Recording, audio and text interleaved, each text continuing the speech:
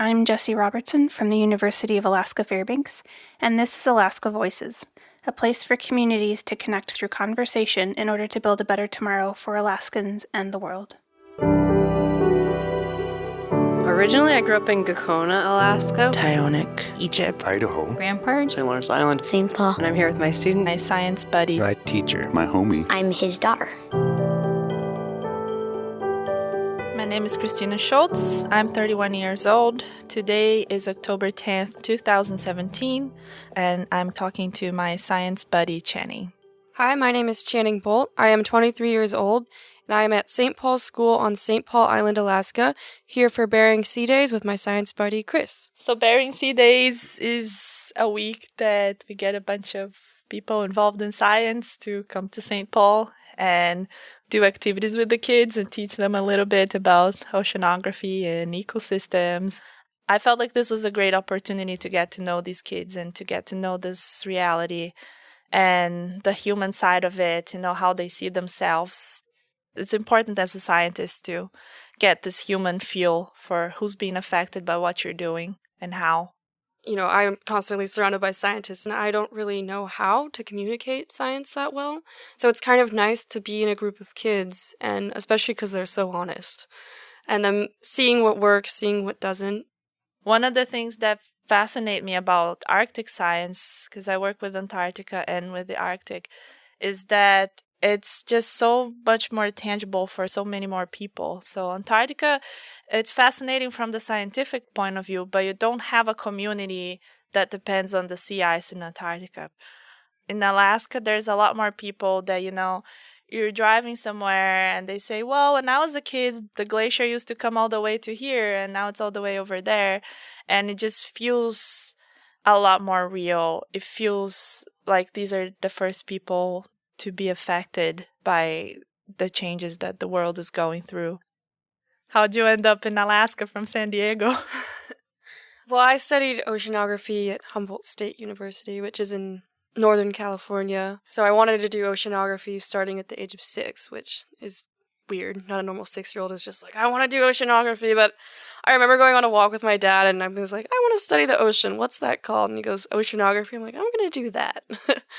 My professor, the chemistry professor at Humboldt, was into trace metals. And I was telling him, I was like, I want to go for my PhD right away. And he was like, well, I know this professor that I got my PhD with, and she's up in Alaska. I was like, great, what's her email? It's funny because for the first 6 months, my family didn't even know I was in a PhD program.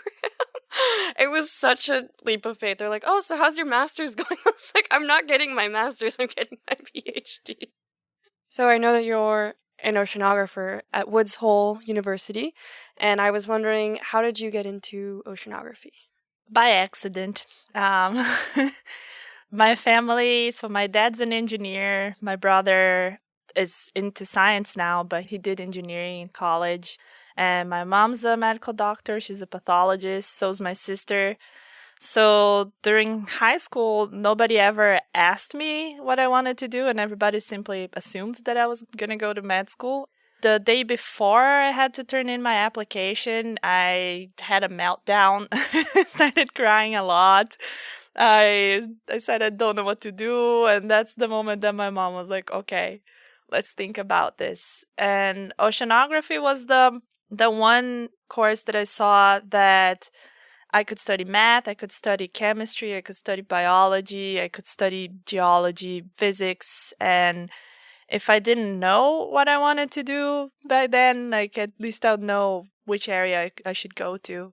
Since oceanography is not a very traditional career, there was some special pressure from my whole family, my extended family even, on okay, now I gotta prove to these people that I'm smart.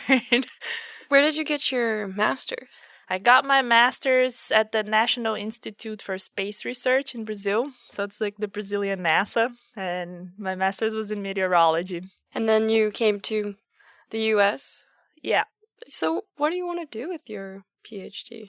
I feel like there's a lot to learn from comparing pole to pole. And I feel like I'm in a good position now to write projects on it and keep doing it for a while. And as long as I'm having fun, and doesn't mean I'm not working hard, but while I think I can do it and still live a sane life, I'd like to keep doing that. It's not easy. There's all the stress. There's all the uncertainties, especially my situation being a foreigner in the current political environment. Things are not guaranteed at all.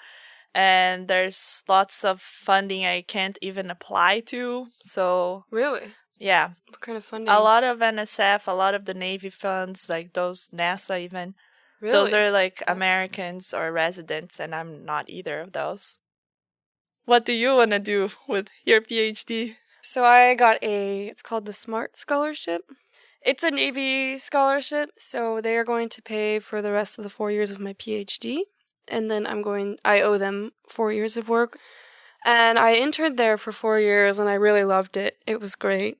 It's in San Diego, but I ultimately would like to come back to Alaska and continue studying sea ice. So about the political environment, do you think that a lot of scientists are restricted by the fact that countries maybe don't collaborate as much as they should? Do you think science could progress if we had more like international events where we could really like work together? Oh, absolutely. It's a complicated issue because some of the things I feel like everybody would benefit from having more data. It is a thing that back in the 60s and 70s and 80s, the U.S. did a lot of damage in South America, and they did support a lot of the dictatorships we had. So politics makes it really hard. And I understand completely a country that says, you know what, I don't want to give this data out. I don't want it to be internationally available. There's so much of our political tension happening right now. You kind of forget that, there's There's the other whole countries going through other political things, and like you just kind of get absorbed in your own country's politics. It's really fun because I feel like we have a lot in common in like being so involved with like sea ice research. There's this kind of personality like, Yeah. why do you want to live in Alaska? That's a question that has to be asked, but I totally get it. Yeah.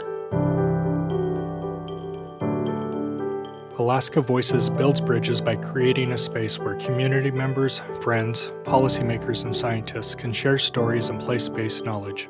This project was developed in partnership with StoryCorps and was funded by the Alaska Climate Adaptation Science Center. Additional funding was provided by the University of Alaska Fairbanks Chancellor through a generous gift from the Bentley Family Trust. If you are interested in more conversations or information, please visit our website at alaskavoices.org.